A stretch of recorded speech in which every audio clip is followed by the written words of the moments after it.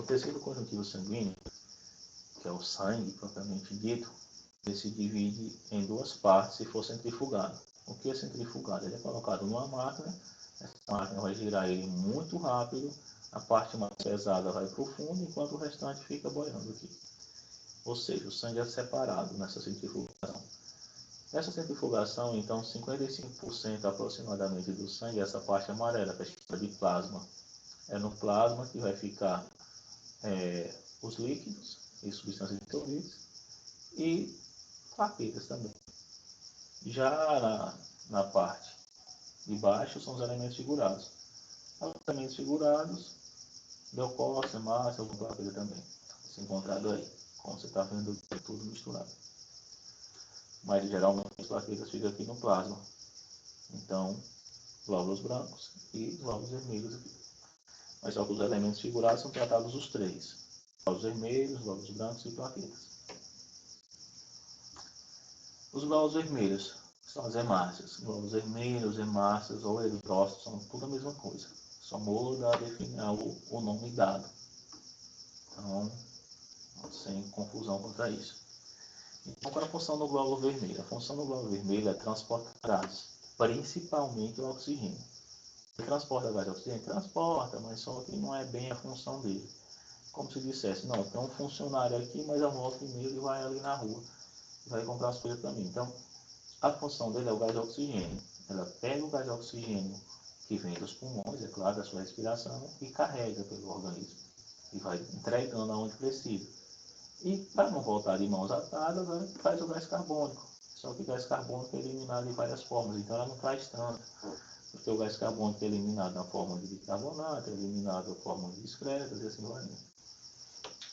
Dentro do glóbulo vermelho tem a hemoglobina, que é essa imagem aqui embaixo. A hemoglobina é uma proteína bem pequenininha que fica dentro do glóbulo vermelho. Ou seja, o glóbulo vermelho já é muito pequeno, a hemoglobina é bem pequena ainda. E é justamente ela que pega o gás de oxigênio. Então, sem hemoglobina, sem captura do gás de oxigênio. E sem hemoglobina, o sangue não seria tão vermelho. Então, a hemoglobina, além dela ser responsável por capturar o oxigênio, ela dá cor vermelha ao sangue. Outra coisa interessante aqui sobre o glóbulo vermelho é o formato dele. Ele é um formato disco arredondado e é bicôncavo. O que é bicôncavo? É como se tivesse esses dois buracos, fosse fundo dos dois lados. E aí você pensa, mas qual a vantagem disso? A vantagem disso é porque ela consegue distribuir hemoglobina em toda a parte, de forma bem organizada. E isso faz com que ela consiga, o glóbulo vermelho consiga ter uma área bem aproveitada para capturar oxigênio. Então, ela trabalha muito bem. Tem uma anemia chamada de anemia falciforme. O que é essa anemia falciforme? É a anemia em que os glóbulos vermelhos eles ficam mudando de forma devido à estrutura. Eles vão ficar na formato parecendo uma vírgula, no formato de foice, e não arredondado assim. E devido a esse formato de vírgula, além de não desempenhar bem sua função, ele pode criar coágulos porque ele não consegue se movimentar tão bem. Ele vai ficar se prendendo no vaso sanguíneo, em algum outro lugar, e pode criar coágulos pelo corpo. Então, e eu falei da anemia falciforme, é uma anemia causada geneticamente. Então, ela geralmente está relacionada a casais que têm um traço falcêmico e acabam tendo um filho que pode ter anemia falciforme. Não confundir com anemia ferropriva. O que é anemia ferropriva? Que é a ferropente, que todo mundo gosta de falar aqui na nossa região, dizer, ele está com anemia. A anemia ferropriva é essa daí, que geralmente é a falta de ferro no organismo. E é onde é que você consegue? Eu consigo ferrar onde? Geralmente hoje você encontra qualquer farmácia sulfato ferroso, geralmente comprimidos com grande quantidade de ferro, porque o ferro ele não é tão bom de ser absorvido.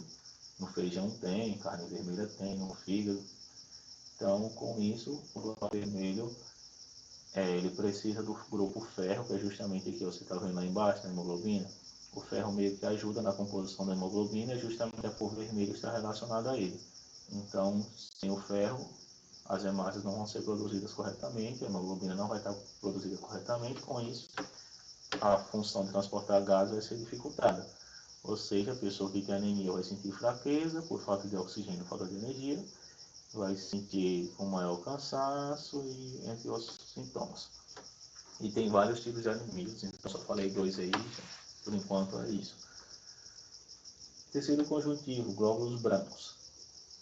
Então, os glóbulos brancos, a função dele, leucócitos ou glóbulos brancos, a função deles é defesa do organismo. A defesa do organismo geralmente é ocasionada por eles diretamente ou indiretamente, ou seja, eles mesmos vão lá e defendem o organismo, ou eles produzem substâncias que ajudam nesse processo de defesa. Eles geralmente são divididos em dois grupos, os granulócitos e os agranulócitos. Granulócitos são esses que têm grânulos, esses que têm bolinhas em seu citoplasma, que são as bolinhas pequenininhas, bolinhas aqui e outras bolinhas. E os agranulócitos, geralmente os que não têm ou têm muito pouco visível, que são os linfócitos e os monócitos. E os granulócitos, eosinófilo, basófilo e neutrófilo. Aqui tem uma imagem meio que real, delas vistas em microscópio. Então, se na escola tivéssemos um microscópio melhorzinho, dá para ver quase dessa forma. Entre eles, o mais difícil de se visualizar é o basófilo. Os outros são fáceis de se ver.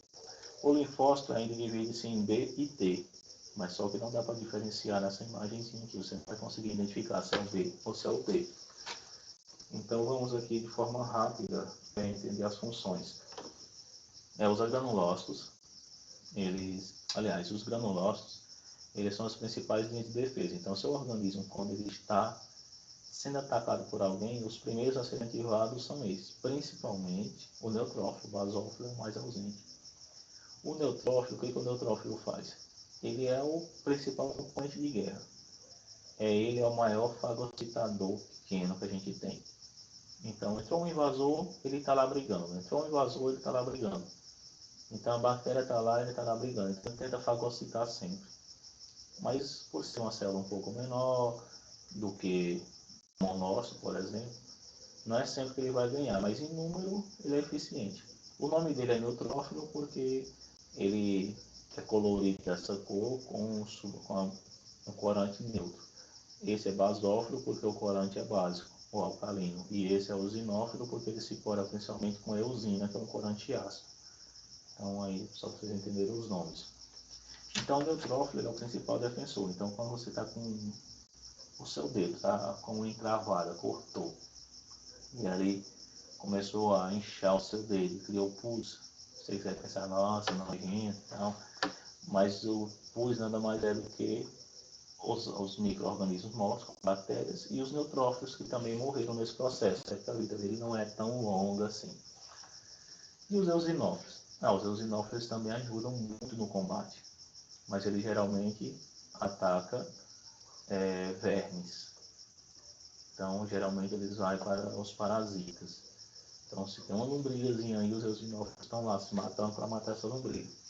Enquanto os neutrófilos é bactérias, vírus, enfim, estranho, eles estão lutando. E o basófilo? O basófilo ele é mais um mediador de resposta do que mesmo um fagocitador. O que é um fagocitador? É justamente a célula que tem uma função de fagocitar, de engolir um invasor. E já o basófilo, a função dele aqui geralmente é controlar ou estimular inflamações. Então, geralmente, é liberar a heparina, uma substância anticoagulante, ou libera também a histamina, que é uma substância que estimula a inflamação. Você imagina assim, mas como assim inflamação? Inflamação nada mais é do que um conjunto de ações para o seu corpo se defender. Então, quando você, por exemplo, está com a garganta, entrou um invasor e seu corpo fica, você tem um corte na mão, por exemplo, e seu corpo fica vermelho ao redor algumas horas depois, alguns minutos depois, ali é o efeito de inflamação. O seu corpo, várias células daquele local vão liberar substâncias que induz o basófilo, ou liberar substâncias que induz a inflamação, a histamina é um deles. Então, eles acabam aumentando a resposta da defesa. Então, se você, por exemplo, seu organismo pensa, não, vou chamar aqui só uns 5 policiais para prender esses bandidinhos aqui, ao liberar a histamina, entre outras substâncias que promovem a inflamação, não vão chamar não só 5, não, vão chamar 10, vão chamar 20, vão chamar 30, para tentar se proteger. O problema é que às vezes essas respostas são exageradas. Em vez de chamar 10, que já dá conta, o seu corpo acaba chamando 100 ou 1000. Só uma comparação assim para vocês analisarem melhor. Ou seja, uma resposta totalmente exagerada. E isso é o que a gente chama de alergia ou hipersensibilidade. Então a pessoa pode acabar apresentando uma resposta de defesa muito grande em relação a algo que não precisava. Então a hipersensibilidade, a alergia em um grau mais avançado, é justamente quando o seu corpo responde exageradamente sobre algo que não necessitava aquilo.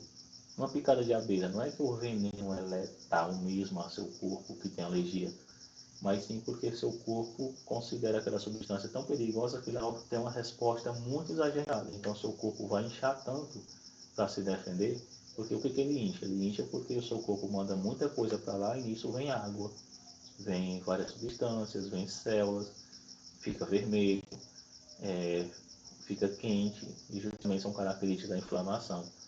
E aí esse processo pode acabar levando à morte, porque a pessoa pode inchar tanto, por exemplo, o pescoço, que ela pode obstruir as vias respiratórias e acabar morrendo por falta de ar.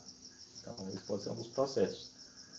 Então, quando a pessoa tem alergia, geralmente o correto é andar com um anti-inflamatório, um antihistamínico, que ele quebra o efeito da histamina. Então, com isso, a inflamação não é exagerada. E aí tem o monócito, que é um fagocitador, e ele ainda cresce, transformando-se no macrófago, que é o macrófago é o engolidor de tudo, é o fagocitador geral. Ele mata os invasores, ele mata, basicamente briga com todo tipo de invasor, ele se informa, ele busca as substâncias para a gente se defender melhor, e além disso ele passeia por tecidos, e é uma célula maior do que as outras, então por isso o monócito é a célula pequena, é grande em relação às outras, mas só que o macrófago é ainda maior do que ela, que é justamente quando ela se transforma no macrófago, e o macrófago, como já falei, passa pelos tecidos e é bem mais ativo. E também se precisar de uma célula que precisa ser digerida, ele digere, ou seja, um glóbulo vermelho.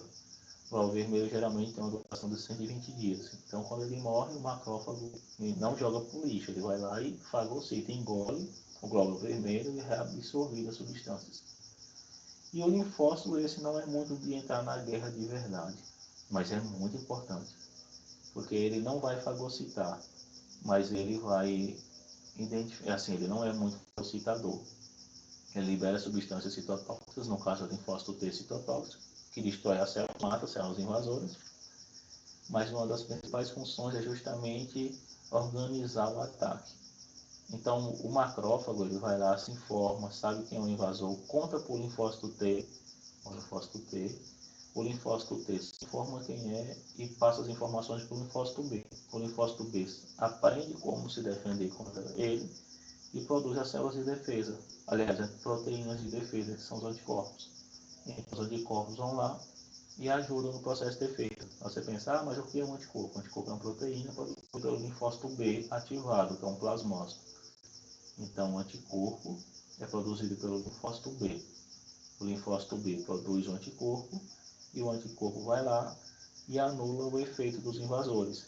Então, para vocês que estão vendo aí alguma reportagem do coronavírus, que vê o coronavírus ligando a célula, o anticorpo da pessoa, quando já é produzido, ele vai se ligar ao vírus e o vírus não vai conseguir entrar na célula. Então, o nosso principal mecanismo de defesa para evitar ser contagiado por uma doença pela segunda, terceira vez, é justamente através dos anticorpos.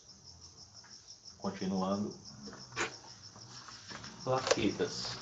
As plaquetas, elas não têm núcleo, são pedaços de célula. Então, a célula que tem um núcleo é um megacariócito, que é uma célula grande. As plaquetas são pedacinhos dela. Então, as plaquetas, esses pontinhos aqui, que são pequenos, tem mais esses pontinhos pequenos. Aqui na imagem é um neutrófilo. Então, esses pontinhos, eles vão lá e acabam desempenhando um papel na coagulação. Então, plaqueta está relacionada à coagulação. Qual a função das plaquetas? Coagulação, lembrando principalmente disso. Como é que ela faz? Ela coagula sozinha? Não. Ela tem umas proteínas que agem em conjunto com ela, além do cálcio e a vitamina K. Então, além das proteínas, o cálcio e a vitamina K é importante. Então, primeiro, o que ela faz? Ela ativa a tromboplastina. A tromboplastina necessita do cálcio e vitamina K. Tal. A protrombina, ela vai lá e se modifica para a trombina. A trombina ativa a modificação do fibrinogênio em fibrina E a fibrina cria uma rede de filamentos, e essa rede de filamentos forma um coágulo. Indo aqui para a imagem, nós temos, ó, ocorreu um corte bem aqui. Esse corte faz o sangue sair como está saindo. As plaquetas que já estão aqui percebem esse corte. As plaquetas vão lá e produzem as substâncias que estão fazendo essa reação em cadeia. Por último, que é a produção a fibrina. Então a fibrina cria uma rede de vaso, como se ela jogasse uma rede de pescar. E tudo que vai passando vai grudando. Então vai estancar o sangramento, vai criar um coágulo aqui e vai fechar a ferida. Esse coágulo resseca, no caso se for na nossa pele, você vai perceber ressecando, que é a casquinha de ferida que a gente chama. No caso nos vasos, ela mesma vai sendo degradada por lá mesmo. E quase terminando aqui a parte do tecido conjuntivo, então nós temos a linfa. Então qual é a função da linfa? A linfa ela faz parte do agrupamento do tecido sanguíneo, mas ela não é algum canal que faz parte do tecido conjuntivo sanguíneo. Na verdade, a linfa ela faz parte do sistema linfático, que é justamente esse sistema representado aqui na imagem, que tem várias bolinhas aqui, ó, na região das virilhas, na região das axilas, que é o que a gente chama de linfonodos. Você já deve ter percebido umas bolinhas, aglomerações na região das axilas. Então, esses linfonodos, que são essas bolinhas, esses nódulos, eles são locais de armazenagem da linfa. A linfa nada mais é do que esse líquido que percorre o sistema linfático, e esse líquido vem justamente do sangue, e ele vai passando para cá e retorna para o sangue depois, e ele fica, no caso, tem algumas substâncias dissolvidas, como gordura, e vem os glóbulos brancos também. Então, os glóbulos brancos, alguns glóbulos brancos, andam por o sistema linfático até mesmo para tentar a se proteger, a te proteger, aliás. Então, por exemplo, se você tem um corte, vê que os linfonodos que estão nessa posição estratégica, eles vão te ajudar a se proteger, já que eles estão aqui nesses locais, nesses quartéis, que são os linfonodos. Então, já ficam em locais meio que...